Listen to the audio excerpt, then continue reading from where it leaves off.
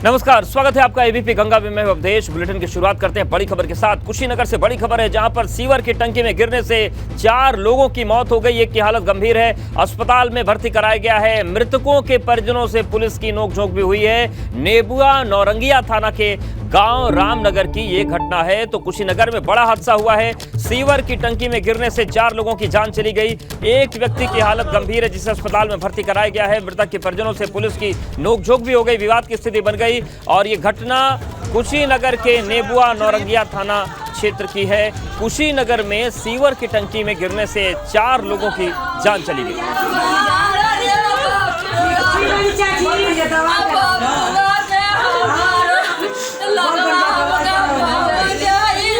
दो तस्वीरें आपको दिखा रहे हैं, कोहराम मच गया। इस घटना के सामने आने के बाद ही सीवर की टंकी में गिरने से 4 लोगों की जान चली गई और एक व्यक्ति की हालत गंभीर बताई जा रही है, जिसे अस्पताल में भर्ती करा दिया गया है। इलाज चल रहा है, लेकिन पूरे इलाके में गम का माहौल है। जिस तरीके से 4 लोगों की एक साथ जान चली गई, टंकी में ये मजदूर गिर गए और 4 लोगों की जान चली गई। इसमें 4 मजदूरों की मौत हो गई, एक की हालत गंभीर है, जिसे अस्पताल में भर्ती कराया गया है। तो बेहद दर्दनाक हादसा कुशीनगर में हुआ है, जहां पर सीवर की टंकी में गिरने से 4 लोगों की मौत हो गई। और ये घटना कुशीनगर के नेबुआ नौरंगिया थाना क्षेत्र के गांव रामनगर में हुई है।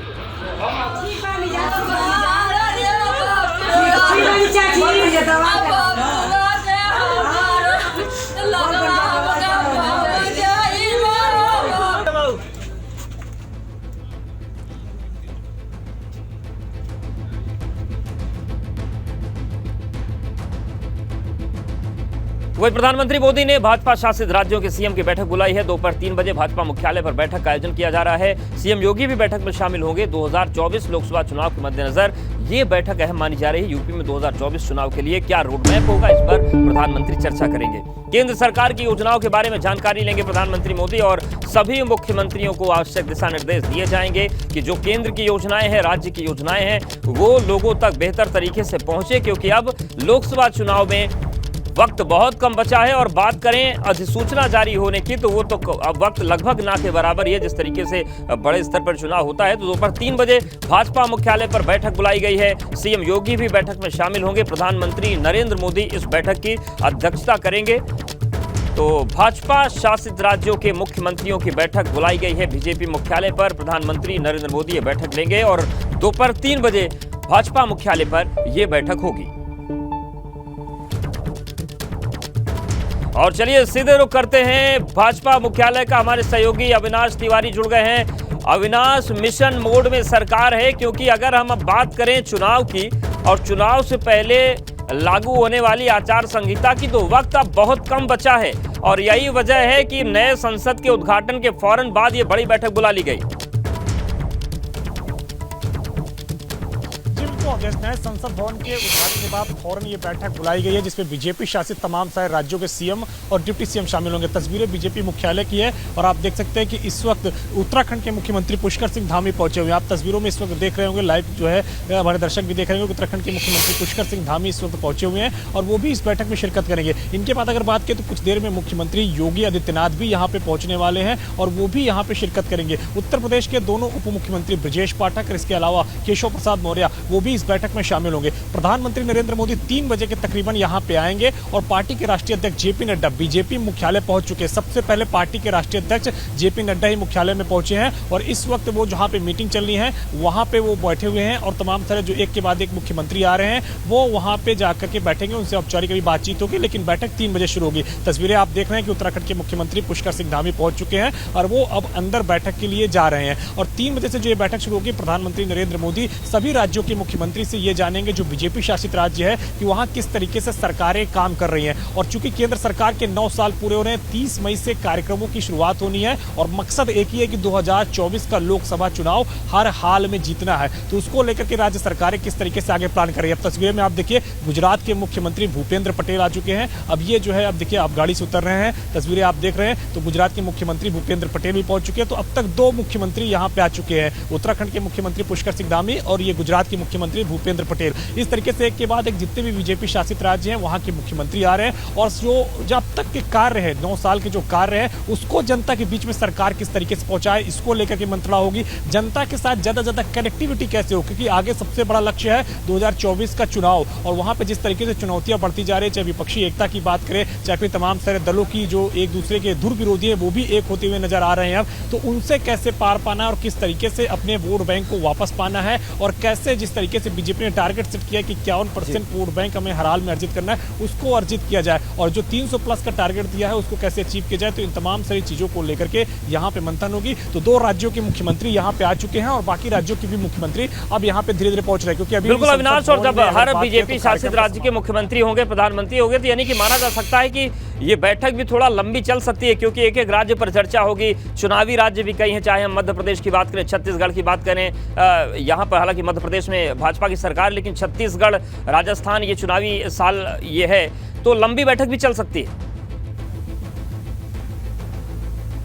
जी बिल्कुल, अगर बात करें तो तकरीबन 3 घंटे से ऊपर ये बैठक चलेगी, जिसमें तमाम सारे राज्यों की विस्तृत चर्चा की जाएगी, किस तरीके से राज्य सरकारों ने वहां पे काम किया है और आगे किस तरीके से प्रधानमंत्री नरेंद्र मोदी के जो 9 साल पूरे हो रहे हैं उन कार्यक्रमों को कैसे लेकर के जनता के बीच में जाना है और कैसे जाकर के जनता को भाजपा के साथ कनेक्ट करना है, सरकार के साथ कनेक्ट करना है, केंद्र सरकार की योजनाओं से उसको जो लाभार्थी हुए हैं उनको किस तरीके से बताना है। तो ये तमाम सारी चीजों को लेकर के मंथन होगा और राज्य सरकारें किस तरीके से काम कर रही है और उसका असर ग्राउंड लेवल पर कैसा है। यानी कि जिस तरीके से प्रधानमंत्री नरेंद्र मोदी की जो तमाम सारी योजनाएं चल रही, चाहे वो गरीब आवास योजना हो, चाहे महिलाओं को सशक्तिकरण की योजना हो, चाहे अगर बात करें तो जिस तरीके से गरीबों को आवास देने की योजना हो, तो जिस तरीके से जो भी योजनाएं चल रही है उसका ग्राउंड पे किस तरीके से इंपैक्ट है और जो योजना से लाभार्थी हुए हैं उनके अंदर किस तरीके से मनोभाव है। तो इन तमाम सारी चीजों को लेकर के भी यहाँ पे फीडबैक लिया जाएगा और सरकारें किस तरीके से अपने अपने राज्यों में कार्य कर रही हैं इसका भी ब्यौरा लिया जाएगा और आगे टारगेट दिया जाएगा कि 2024 के लिए किस तरीके से आगे कार्य करना है, जिससे कि जनता के साथ कनेक्टिविटी बनी रहे और जो बीजेपी 2014 में पूर्ण बहुमत अर्जित की है, 2019 में पूर्ण बहुमत अर्जित किया है, तो 2024 में भी पूर्ण बहुमत को अर्जित किया जा सके, ऐसे यहाँ पे टारगेट सेट किए जाएंगे। क्योंकि आप अगर देखिए कि उत्तराखंड, उत्तर प्रदेश, जिस तरीके से हमारा चैनल उत्तर प्रदेश उत्तराखंड का है, तो वहाँ पे चाहे 2014 की बात करें या फिर चाहे 2019 की बात करें, दोनों मरतबा बीजेपी ने काफी बेहतर परफॉर्मेंस किया था। 2014 में जहाँ पे 73 सीट गठबंधन के साथ जीती थी, तो वहीं पे सबसे बड़ा गठबंधन होने के बावजूद भी उत्तर प्रदेश के अंदर 64 सीटें 2019 में जीती थी। वहीं उत्तराखंड में 2014 में और 19 में 5 लोकसभा सीट जीतने का काम हुआ था। अब तस्वीरों में आप देख सकते हैं, यहाँ पे अगर बात करें तो नॉर्थ ईस्ट के ये सीएम है, नागालैंड के जहाँ तक सीएम है ये पहुंचे हुए हैं। तो इस तरीके से एक के बाद एक तमाम सारे मुख्यमंत्री यहाँ पे पहुंच रहे हैं और उनके स्वागत सत्कार के लिए यहाँ पे भारतीय जनता पार्टी के जो राष्ट्रीय पदाधिकारी हैं, चाहे मीडिया से प्रभारी संजय मयूख की बात करें या फिर जो प्रवक्ता है उनकी बात करें, उनको लगाया गया कि सभी सीएम को यहाँ पे रिसीव करके और जो मीटिंग हॉल है वहां तक पहुंचाना है। तो एक के बाद एक करके तमाम सारे सीएम अब यहाँ पे पहुंच रहे हैं। 3 मुख्यमंत्री अब तक यहाँ पे आ चुके हैं, 3 राज्यों के मुख्यमंत्री। बाकी चूंकि अगर बात करें तो जिस तरीके से संसद भवन के कार्यक्रम का अभी समापन हुआ है, तो तमाम सारे मुख्यमंत्री अब वहां से एक के बाद एक करके निकल रहे हैं और सभी मुख्यमंत्री को अगर बात करें तो यहाँ पे लास्ट 2:45 तक पहुंच जाना है, क्योंकि उसके बाद फिर 3 बजे प्रधानमंत्री नरेंद्र मोदी का आगमन होगा और उसके बाद फिर इस बैठक की शुरुआत होगी। बिल्कुल, और अविनाश, ये बैठक इसलिए भी महत्वपूर्ण है क्योंकि जितनी भी केंद्र स्तर पर योजनाएं चल रही हैं या फिर राज्य के स्तर पर योजनाएं चल रही हैं, इसका अगर सही से क्रियान्वयन जो हुआ तो हुआ, लेकिन अब जिम्मेदारी राज्यों पर यह है कि वो लोगों तक पहुंचा सकें और सबसे बड़ा एक लाभार्थियों से जुड़ने का भी जो मिशन है बीजेपी का, लाभार्थियों तक कैसे बताया जाए कि हमने आपको लाभान्वित किया। तो मतलब एक वृहद मास्टर प्लान पर बात करना है, इसलिए मुख्यमंत्रियों की बैठक ये बड़ी अहम हो जाती है। जी बिल्कुल अवधेश, और ये काफी अहम बैठक है और चूंकि जिस तरीके आगे टारगेट बढ़ा है, 2024 का लोकसभा चुनाव है और पूरे देश भर में जो है बीजेपी को 300 प्लस सीट जीतने का लक्ष्य रखा है गृह मंत्री अमित शाह ने। तो इस तरीके से कैसे इन लक्ष्यों को पार पाया जाए। उत्तर प्रदेश में सबसे बड़ा टारगेट सेट किया गया है 80 में से 80 लोकसभा सीट जीतने का, क्योंकि जितने भी राज्य हैं कहीं पर भी फुल सीट जीतने का टारगेट अभी तक घोषित नहीं किया गया। लेकिन उत्तर प्रदेश में पिछले अगर हम 5-6 महीने से बात करें तो लगातार बीजेपी अपने 80 प्लस टारगेट को दोहरा रही है कि 80 में से 80 प्लस सीट हम जीतेंगे और जो बीजेपी में केंद्र की सरकार है लगातार तीसरी दफा बीजेपी की बनेगी और प्रधानमंत्री नरेंद्र मोदी के नेतृत्व में एक बार फिर से एनडीए की सरकार केंद्र में होगी। तो इस तरीके से लगातार इस तरीके से बीजेपी आह्वान कर रही है और उसके बीच में ये महत्वपूर्ण बैठक है, क्योंकि लगातार अभी अगर बात करें तो कुछ दिन पहले ही कर्नाटका चुनाव, विधानसभा चुनाव के नतीजे आए हैं और कर्नाटका विधानसभा चुनाव के बाद जिस तरीके से कांग्रेस अपने आप को माइलेज पे पा रही है, कांग्रेस अपने आप को एज पे पा रही है और इसके साथ साथ अगर बात करें तो लगातार अब विपक्षी एकता की बात कर रही है। संसद भवन का जो उद्घाटन हुआ है उसमें भी जिस तरीके से विपक्षी एकता दिखाने की कोशिश की है। उत्तर प्रदेश से अगर बात करें तो समाजवादी पार्टी, रालोद, कांग्रेस सभी ने बाइकआउट किया। तो कैसे इन तमाम सारे दलों से पार पाया जाए, किस तरीके से सरकार की जो योजनाएं हैं, सरकार की जो तमाम सारी योजनाओं से लाभार्थी नहीं हो पाए हैं उनको किस तरीके से लाभार्थी किया जाए और कैसे सबको बीजेपी की जो विचारधारा है उसके साथ जोड़ा जाए या उसके बारे में बताया जाए। जिस तरीके से 51+ जो वोटर परसेंटेज है उसका टारगेट रखा गया बीजेपी की तरफ से, तो उसको कैसे अचीव किया जाए। और जो सबसे बड़ी बात है कि केंद्र सरकार के 9 साल पूरे हो रहे हैं, तो 9 साल पूरे होने के बाद अब कार्यक्रमों की शुरुआत 30 मई के बाद से होनी है। 30 जून तक 1 महीने तक ये बृहद प्रोग्राम रहेगा जिसमें बीजेपी के मंडल स्तर से कार्यकर्ताओं को लगा करके सांसद, केंद्रीय मंत्री, विधायक और जितने भी पार्टी के पदाधिकारी हैं सभी को लगाना है, सरकारें को लगाना है, उन सबको लगाना है। तो ऐसे में कैसे इस कार्यक्रम को आगे बढ़ाया जाए, तो उसको लेकर के आगे किस तरीके से कार्य हो, ये भी जो है एक महत्वपूर्ण पहल है। देखिए तस्वीरें फिर से मुख्यमंत्री का आगमन हो रहा है, किसी मुख्यमंत्री का। देखिए ये जो आप तस्वीरें देख रहे हैं बीजेपी का मेन गेट है और यहाँ से अब बात करें तो किसी मुख्यमंत्री का फिर से आगमन हो रहा है। मध्य प्रदेश के शायद ये मुख्यमंत्री हैं जिनका आगमन हो रहा है, क्योंकि लगातार जिस तरीके से 3 राज्य के मुख्यमंत्री पहले ही पहुंच चुके हैं, तो ये 4थे राज्य के मुख्यमंत्री आए हुए हैं और ये मध्य प्रदेश के मुख्यमंत्री हैं शायद शिवराज सिंह चौहान। वो जब नजदीक आ जाते हैं तो हम आपको बताते हैं। देखिए जी बिल्कुल, ये मध्य प्रदेश के मुख्यमंत्री शिवराज सिंह चौहान है जिनका आगमन अब हुआ है। और चूंकि मध्य प्रदेश भी चुनावी राज्य है इस साल के अंत में, तो वहां पर भी जिस तरीके से फाइट करना है एक बार फिर से, तो कैसे वहां पर भी चुनाव जीता जाए, तो उसको लेकर के मंत्रणा होगी। तो मध्य प्रदेश के मुख्यमंत्री इनके सामने भी चुनौती रहेगी, क्योंकि 29 सीट है मध्य प्रदेश में और 2019 में बीजेपी ने वहां पे 28 सीट जीती थी। तो ऐसे वो जो राज्य है जहां पे बीजेपी ने काफी ज्यादा संख्या में सीट जीती थी, तो वहां पे खास फोकस रहेगा बीजेपी का कि किस तरीके से। तो मध्य प्रदेश चुनावी लिहाज से काफी सेंसिटिव इस बार माना जा रहा है और मुख्यमंत्री पहुंच रहे हैं, तो 4 मुख्यमंत्री पहुंच चुके हैं। अविनाश नजरें बनाए रखिएगा, आपके पास आएंगे। तो किसानों के बहाने जो नया संग्राम छिड़ा है उसको लेकर अब बताते हैं आपको खबर। एबीपी गंगा से एक्सक्लूसिव बातचीत में राकेश टिकैत ने बोला है कि पुलिस दिल्ली नहीं जाने दे रही है, इस बार की लड़ाई लंबी चलेगी, गलत काम होगा तो विरोध करेंगे, बृजभूषण की गिरफ्तारी होनी चाहिए। तो राकेश टिकैत इस आंदोलन में शामिल होने के लिए पहुंचे थे और अब वो ये कह रहे हैं कि पुलिस दिल्ली जाने नहीं दे रही है, इस बार की लड़ाई लंबी चलेगी, गलत काम होगा तो विरोध करेंगे। बृजभूषण की गिरफ्तारी को लेकर जो पूरा मुखरता बढ़ रही है, राकेश टिकैत मोर्चा खोल चुके हैं। कल बाबा रामदेव ने भी इस तरफ इशारा किया था और राकेश टिकैत ने कहा है कि गलत काम होगा तो विरोध करेंगे और इस बार का आंदोलन लंबा चलेगा।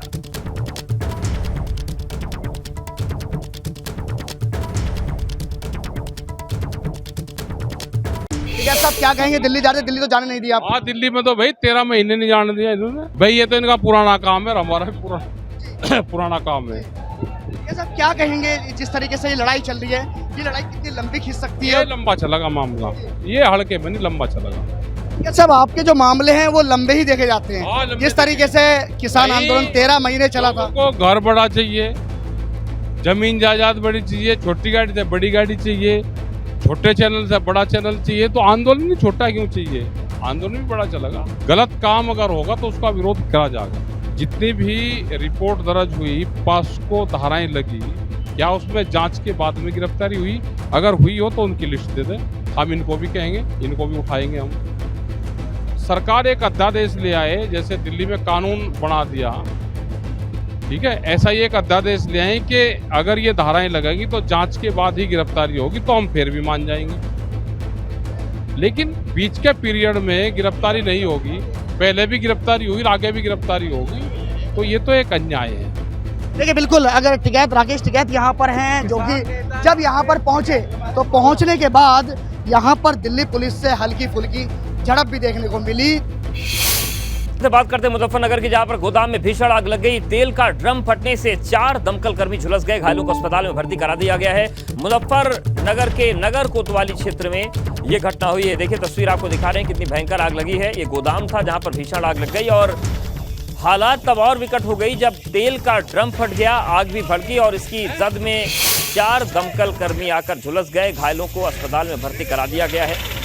तो ड्रम फटने के बाद जो तेल फैला उसकी जद में ये दमकल कर्मी आ गए थे, झुलसे हैं, जिनको अस्पताल भर्ती करा दिया गया है। मुजफ्फरनगर की तस्वीरें जहां पर एक गोदाम में भीषण आग लगी और तेल के ड्रम के फटने के बाद ये आग और भी भड़क गई और उसकी चपेट में 4 दमकल कर्मी आ गए।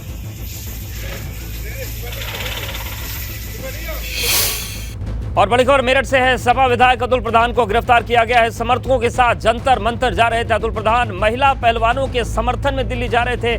सुबह से ही घर में नजरबंद थे अतुल प्रधान और पुलिस को चकमा देकर जब उन्होंने जाने की कोशिश की तो उन्हें गिरफ्तार कर लिया गया है। पुलिस से धक्का मुक्की और हंगामे के बाद गिरफ्तारी हुई है। अतुल प्रधान को गिरफ्तार करके पुलिस लाइन लाया गया है। तो देखिए तस्वीरें भी हम आपको दिखा रहे हैं। मेरठ में सपा विधायक अतुल प्रधान को गिरफ्तार किया गया है। समर्थकों के साथ जंतर मंतर जा रहे थे अतुल प्रधान। महिला पहलवानों के समर्थन में दिल्ली जा रहे थे और सुबह से घर में उन्हें नजरबंद किया गया था। लेकिन जब पुलिस को चकमा देकर उन्होंने जंतर मंतर जाने की कोशिश की तो पुलिस ने गिरफ्तार कर लिया। पुलिस के साथ धक्का मुक्की और हंगामे के बाद गिरफ्तारी हो गई है। अतुल प्रधान को फिलहाल पुलिस लाइन में रखा गया। देखिए तस्वीरें हम आपको दिखा रहे हैं, गिरफ्तारी की तस्वीरें हैं। एबीपी गंगा पर एक्सक्लूसिव तस्वीरें आपके सामने हैं। मेरठ के सरदरा से विधायक हैं अतुल प्रधान, जिनको गिरफ्तार किया गया है। समर्थकों के साथ जंतर मंतर जाने की कोशिश कर रहे थे। महिला पहलवानों के समर्थन में उन्हें जाना था। लेकिन आप देखिए किस तरीके से जब हालात बिगड़े तो अतुल प्रधान को भारी धक्का मुक्की के बीच गिरफ्तार करके पुलिस लाइन ले जाया गया।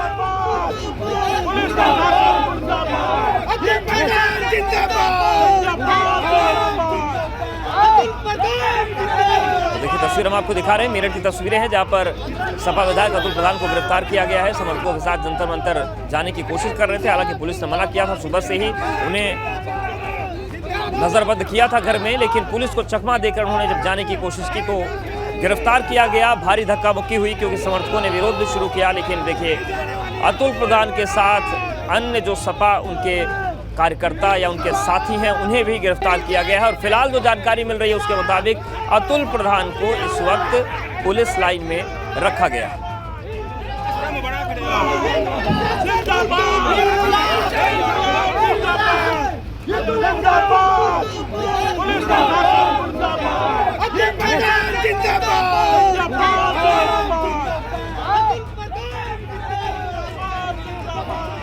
तो सुबह से नजरबंद किया गया था अतुल प्रधान को और अब अतुल प्रधान को गिरफ्तार किया गया है। उन्हें मेरठ पुलिस लाइन में रखा गया है। दरअसल पुलिस ने उनको सुबह से घर में नजरबंद कर दिया था क्योंकि पुलिस को जानकारी मिली थी कि अतुल प्रधान जंतर मंतर जाकर पहलवानों का समर्थन करने वाले हैं।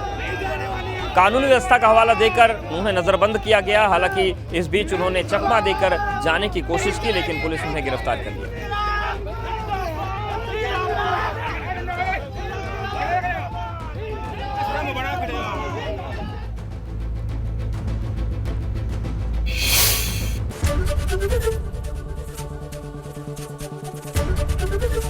एबीपी गंगा, खबर आपकी, जुबान आपकी।